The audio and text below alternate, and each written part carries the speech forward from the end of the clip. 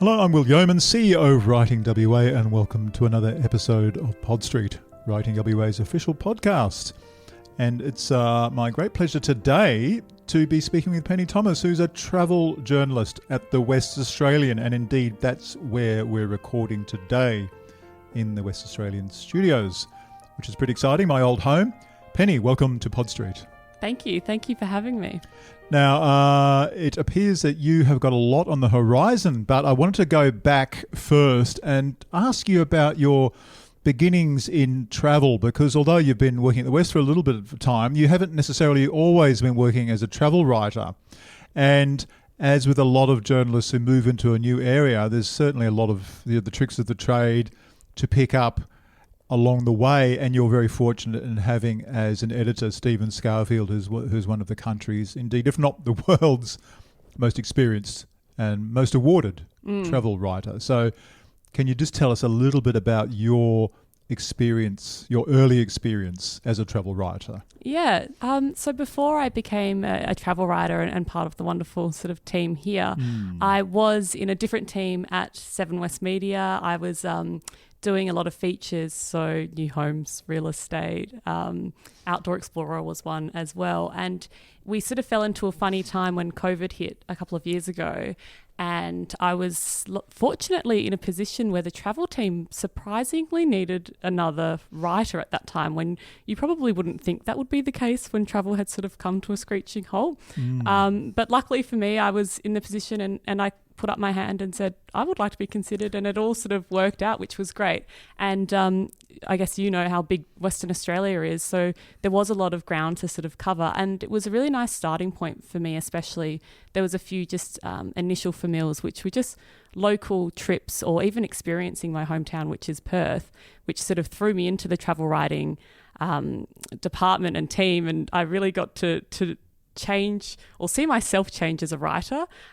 Previously, we were writing a lot in past tense, and I'd been in that sort of features style for probably 4 years or so, and to change to then turn to come into travel and be writing in the sort of present tense I explain it like going from a Mac to a PC or vice versa. Like, it's really, you know what you've got to do, but it's just, clicking in the right spots to get yourself to reverse. And it was a little bit uncomfortable for me initially. I guess putting in your own perspective and putting in yourself into your writing is a lot different, and something that I wasn't necessarily used to. So it's taken me some time to get used to that, but the more you do write, the more it sort of comes, which is good. And I'm really lucky to have people like yourself and Stephen and Mullins in our team that are really supportive, and you can read other people's writings and learn a lot too. Absolutely. So. And I know photography is a big part of the job as well, isn't it? And as a form of storytelling, is that something that excites you as well? Yeah, it is. I think it definitely is. And I think that even goes back to, I remember being at university and just reminding yourself that sometimes it's not just the story itself that tells the story. It's the pictures and the writing and the words that all sort of go along. So you can have a really great story, but then there can be this picture that you can really hone in your writing to that picture that can really elevate a story as well. So I think that is really important. I say that, and then sometimes I'll file way too many pictures, which will probably confuse designers. But yeah, pictures are really important because they can help amplify your story, and they also can sort of provide another perspective for the readers and the viewers to sort of help them along with it too. Yeah, look, absolutely. So what are some of the most exciting or memorable travel experiences you have had so far? Oh, that's a really good question. I've done a few that probably really stand out for me. One of the first ones would actually probably just be my first one, which was in Perth, and really going around to different spots around the city that obviously I knew about and have walked past before, but it really just brought me into where I live and reminded me of how beautiful this place is. Yeah. And I say that because I remember doing a walking tour with one group in the city, and that was just a really wonderful experience. So I loved writing about that and doing that experience and learning more about my hometown. And I think it's really important for sometimes to just look around where you are, and you don't have to be in a really far away destination to be able to write about something that you do enjoy and get pleasure out of. So that was definitely a great one to sort of start with.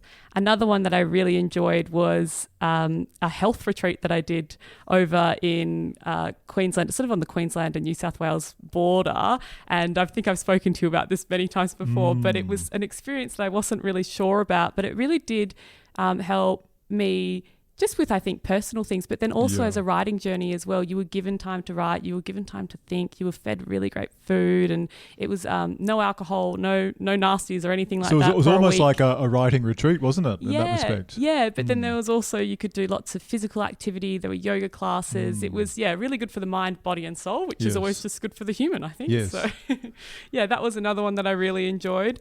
And most recently, I sort of combined a bit of a personal trip with a work trip as well. So I went over to the US and I did a big road trip from Nashville to Memphis, Jackson, Mississippi, and then to New Orleans. And that was an experience that I'll always remember. It was, a lot of things jammed into one trip, but there was lots of culture and, different people that I probably have never really sort of come across before, and a lot of, different experiences that I'll treasure forever for sure.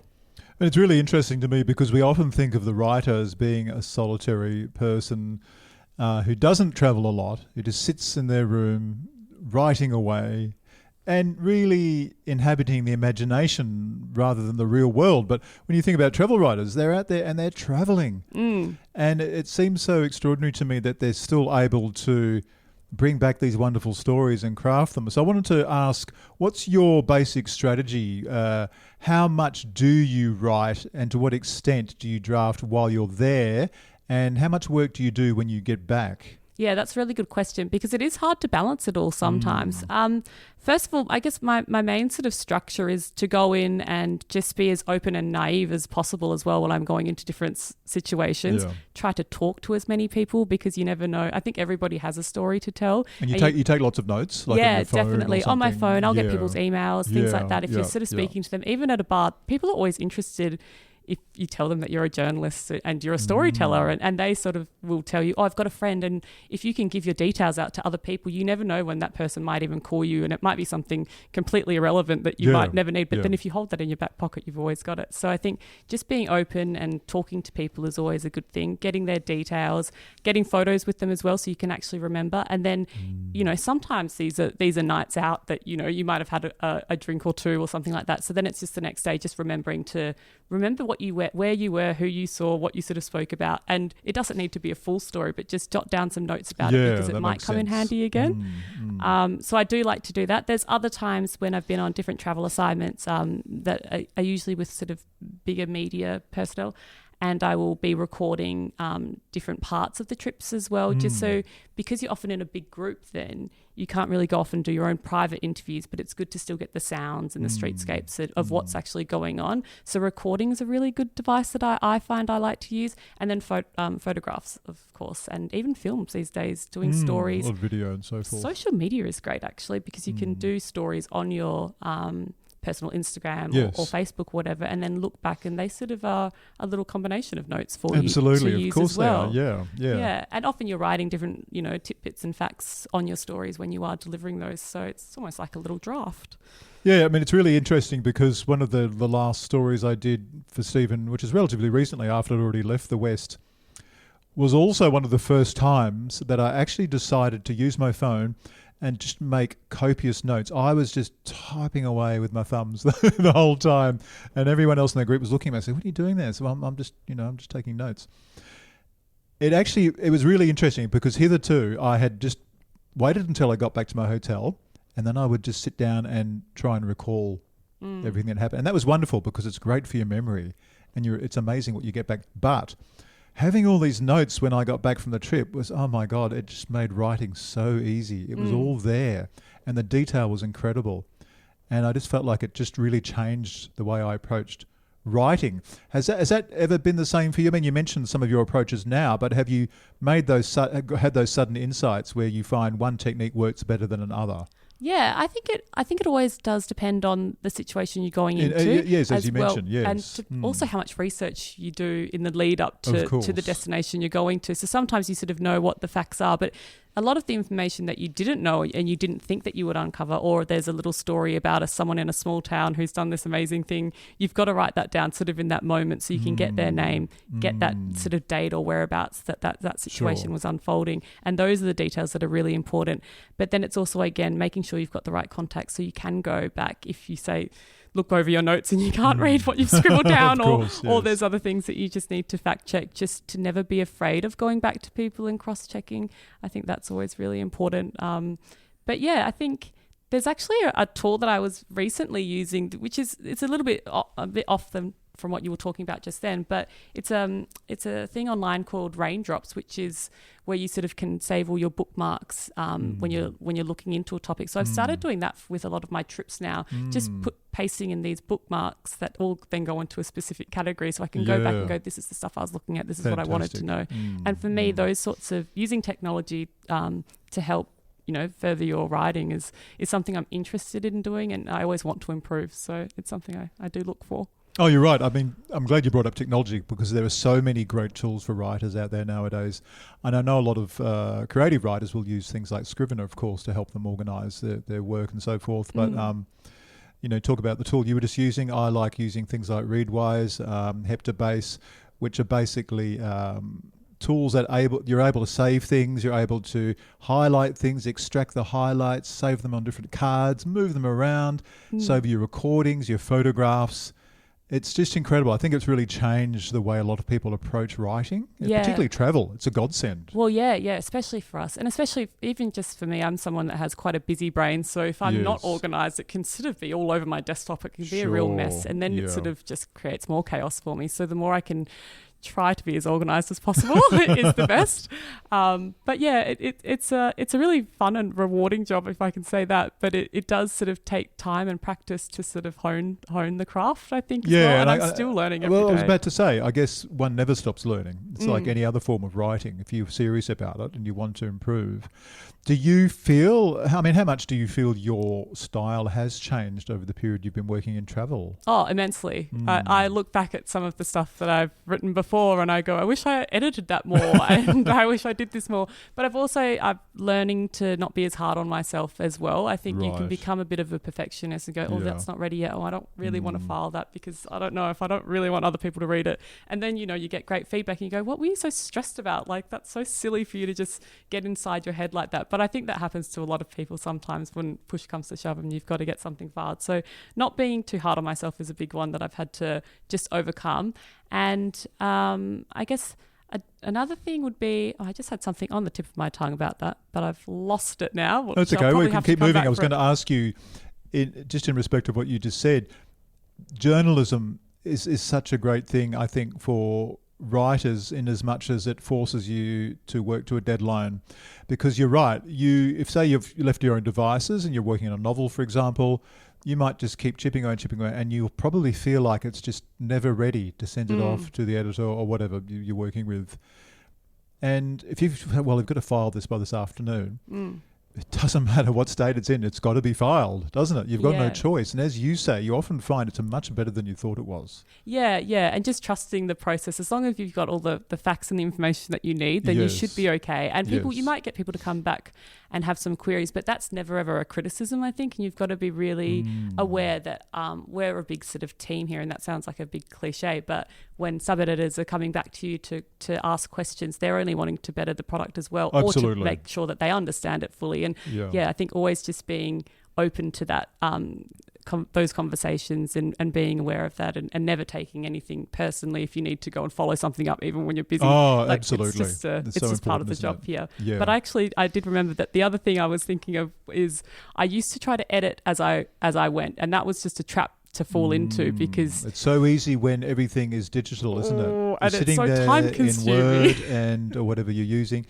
And you just want to perfect every paragraph or Yes. almost every sentence, don't you, Yeah. before you move on to the next one? And then sometimes I would just end up butchering it completely. So Yeah. that's what I had Yeah. to really just trust myself again, just write it down. And then if I need to move on to something else, go and move on to that and then come back with it with fresh eyes. So sometimes that's it's getting away fantastic from the advice. computer and coming Yeah. back and talking to people again. I think I'm a big talker anyway. So sometimes it would just be having a phone call, Yeah. with my mum or my sister Yeah. or a friend or you guys. And then that would, I'd get the sort of the things that need to be working. Oh, that's so interesting. Yeah. And just thinking about reading in general, you say you're a big talker. Are you a big reader? Do you actually read outside of the job? And does that feed into your own writing? Yeah, I do. I don't read enough that I would Yeah. like to. Yeah. But I have picked up this brilliant little book called Yeah Nah recently. Okay. I can't remember who the author is, but it's just come out recently, and it's a one about Australian sort of language and how it really dissects into that. So I do like reading those things. As you know, when we are working here, we do a lot of reading and writing. So you sort of can hit a limit some days where you just can't even look at something else. But I've got a few books I'm about to take away with me. So when I do get that sort of downtime, I do love reading because I love getting put into a little world and just escaping, I guess, what the current reality is. And another great book that I've just been reading is Bite Back by Hannah Ferguson, which is another sort of political feminism sort of. So you're tending more towards non-fiction then? Is that what you're saying? I tend to, general?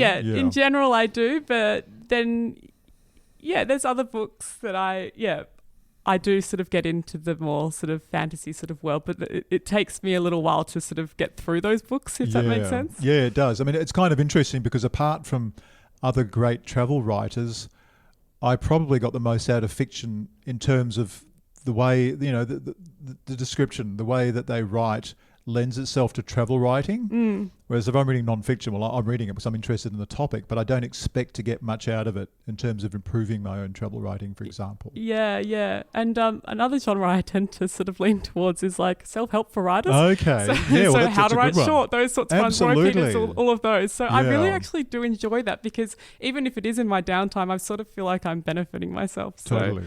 they're the categories I sort of lean towards. I was going to ask you about the future. As many people might know, Stephen Scarfield is also an award-winning novelist. Can you see yourself writing creatively in the future because perhaps of the way that travel has steered you in a certain creative direction? Yeah, I mean, I would never say never. It's never been something that is on my mind though, but I mean, this is just part of the role. I think if you can collect so many stories throughout your lifetime, it would be silly not to do anything with them potentially down the track. But then, what if I look back and I go, the stories that I'm writing now are useless. So I hope I'm not that hard on myself in the future. And potentially there could be a book further down the track. I think that's something that's probably still a few years off for me. Yeah, no, of course. You've got plenty of time. Now, finally, you're about to embark on a very exciting assignment. Yes, a big adventure. Tell us a bit about that. Yeah, so I've been lucky enough to be invited to go to Antarctica. So I'm leaving. It was actually quite a last minute invite, and I'm leaving in just over a week. Right. And it's a big trip, so it will be a 12-day expedition out of Ushuaia, sort of in South America. But I do fly to Buenos Aires beforehand, and then a big trip, 2 days across the Drake Passage, which. For those who don't know, and you probably don't, is I'm someone that is quite prone to seasickness. So I've had to sort of go to my doctor, figure some stuff out, see how we can approach this, and I may or may not fall terribly ill, or it could just be that, like Stephen said, the payment for arriving into Antarctica is the Drake Passage and the rough seas that I might have to endure. But I'm really looking forward to it. It's one of the big perks of being a travel writer is that you get to experience these places in the world that you never really thought that you would, and I hope it lives up to the hype that everyone tells me it does, and I think that's something that you can only experience in that first person. Well, exactly. I was going to say, mode. because as many listeners might know, Stephen has been to Antarctica countless times, and in fact led his own tours there. So for you as a first-time visitor, it just obviously unrepeatable. but so exciting. Yeah, definitely. And I'm nervous. I'm nervous about what the experience will be, how to write about it. And I just have to remind myself to trust my own process there and come back with the stories that I feel are true to the experience. So, yeah, I guess keep your eyes out for those stories. I'm very, very envious, but at least we can all experience those travel adventures vicariously through your writing and photography. Yeah. Before I leave you to your work, I wanted to add that you, of course, host your own podcast, which is the Pod Well Travelled. Yes, well, I sort of took over your previous hosting gig. And you've improved it vastly, I have to say. So if listeners are interested, you can stay in touch with what the rest of the travel team is doing. Let's not say every week. It's more occasional nowadays. You guys put out a great podcast when there's actually some really good material to talk about, and I think that's probably the right approach. But as they say, you can get it wherever you get your podcasts. Absolutely. So take a listen. In the meantime, that's it from Pod Street. Thanks so much for joining us, Penny. Thank you.